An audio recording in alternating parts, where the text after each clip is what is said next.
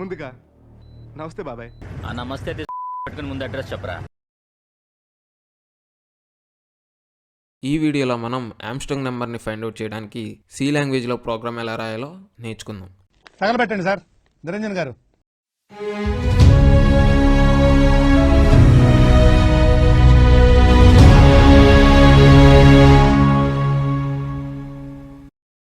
అసలు ముందుగా Armstrong number అంటే ఏంటి, అసలు ఒక నెంబర్ని ఆమ్స్ట్రాంగా కాదా అని ఎలా చెక్ చేస్తాం అనేది ఇప్పుడు చూద్దాం.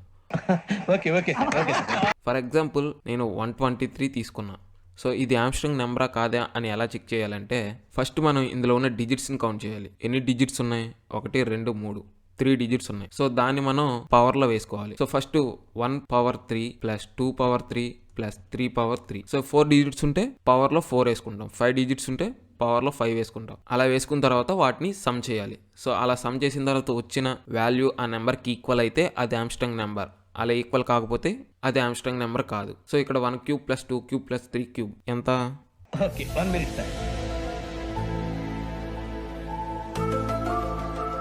1 ప్లస్ 8 ప్లస్ 27 36.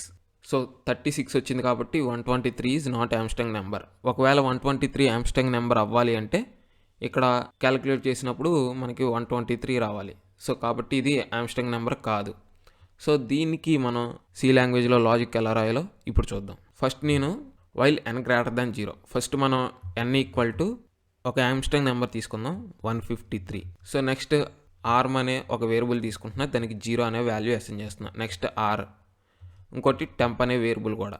ఇప్పుడు నెక్స్ట్ ఈ వైల్ లూప్లో R equal to n% of 10, arm equal to arm plus R into R, n equal to n divided by 10.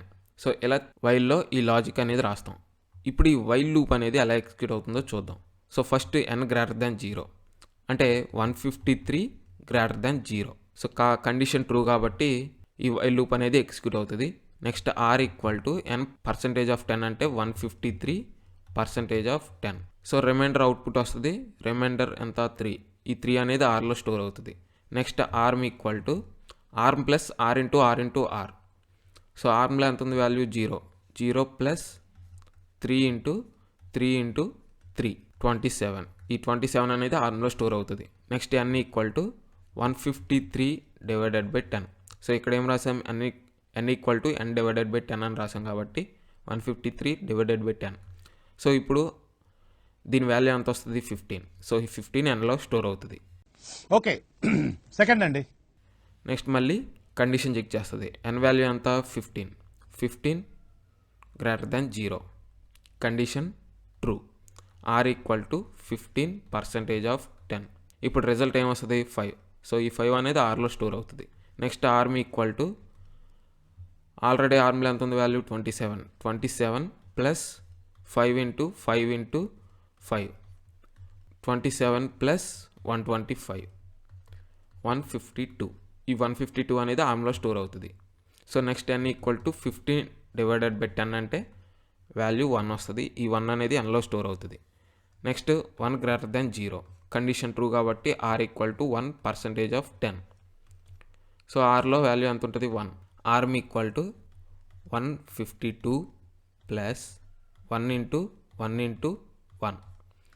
152 plus 1 153.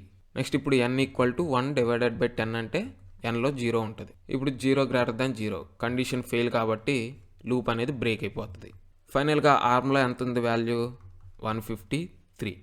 So ఇప్పుడు మనం టెంప్ ఈక్వల్ టు n అని ఇవ్వాలి ఇక్కడ ఫస్ట్.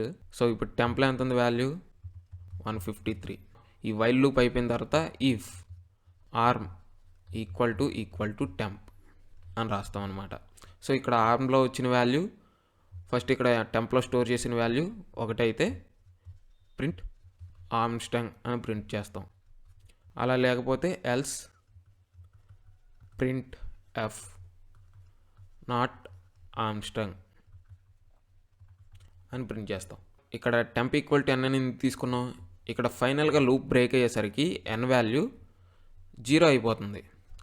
సో కాబట్టి మనం కంపేర్ చేయాలి. మనకు వచ్చిన రిజల్ట్ని మనం ఇచ్చిన ఇన్పుట్ని కంపేర్ చేయాలి కాబట్టి ఇక్కడ టెంప్ అనే ఒక టెంపరీ వేరియబుల్ తీసుకొని దానికి nలో ఉన్న వాల్యూ అసైన్ చేస్తాం. లూప్ తర్వాత ఆర్మ్ని టెంప్ని కంపేర్ చేస్తాం. ఈ ప్రోగ్రాంలో నేను ఇంటర్నెట్ డేటా టైప్ తీసుకున్న ఎన్, టెంప్, ఆర్ అలాగే ఆర్మ్ అని 4 వేరియబుల్స్ డిక్లేర్ చేశాను. అలాగే ఆర్మ్కి 0 అనే వాల్యూ అసైన్ చేశాను. Next print of enter number అని మెసేజ్ ప్రింట్ చేస్తున్నాం. Scan of %d address of N అంటే మనం ఇచ్చిన ఇన్పుట్ రీడ్ చేయడానికి స్కాన్ ఆఫ్ అనే ఫంక్షన్ రాశా. Next temp equal to N, మనం ఇచ్చిన ఇన్పుట్ అనేది టెంప్లో స్టోర్ అవుతుంది. Next while n greater than 0 అని రాశాను. నెక్స్ట్ ఈ వైల్ లూప్లో ఈ లాజిక్ అనేది రాసామన్నమాట. Next if temp equal to ఇక్కడ ఇంకో ఈక్వల్ టు ఆమ్ అని కండిషన్ రాసాం. మనం ఇచ్చిన ఇన్పుట్ అలాగే వచ్చిన రిజల్ట్ రెండు ఈక్వల్ అయితే ఆమ్స్ట్రాంగ్ అని ప్రింట్ అవుతుంది, లేదంటే నాట్ ఆమ్స్ట్రాంగ్ అని ప్రింట్ అవుతుంది. ఒకసారి దీన్ని రన్ చేసి చూద్దాం. ఇక్కడ ఫుల్ స్టాప్లు కామాలు ఉంటాయి కదండి, ఆ ఫుల్ స్టాప్లు కామాలు కొట్టరా? సెమీకోలన్ రన్ చేద్దాం మళ్ళీ ఇంకోసారి. ఎందుకు పుడతారో కూడా తెలియదండి మనుషులు కొంతమంది. బేసిక్ సెన్స్ ఉండదు మనుషుల దగ్గర. ఓకే, సో ఇప్పుడు నేను 153ని ఇన్పుట్గా ఇచ్చాను. సో 153ని ఇన్పుట్గా ఇస్తే ఆమ్స్ట్రాంగ్ అని ప్రింట్ అయింది. నెక్స్ట్ ఇంకోసారి రన్ చేద్దాం. ఇప్పుడు నేను 456 ఇచ్చాను, నాట్ ఆమ్స్ట్రాంగ్ అని ప్రింట్ అయింది.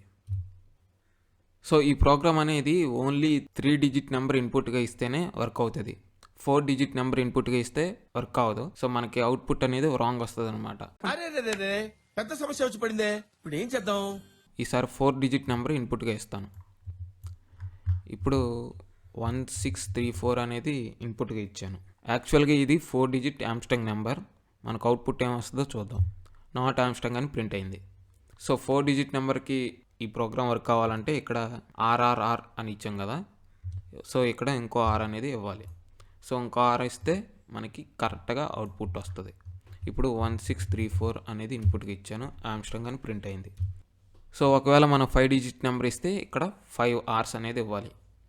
సో ఈ విధంగా మనం ఆమ్స్ట్రాంగ్ నెంబర్ని చెక్ చేయడానికి సి లాంగ్వేజ్లో ప్రోగ్రామ్ రాస్తాం.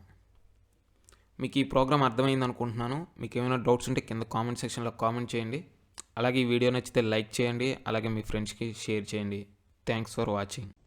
వివేకంతో ఆలోచించండి, ఆలోచించి ఓటు వేయండి.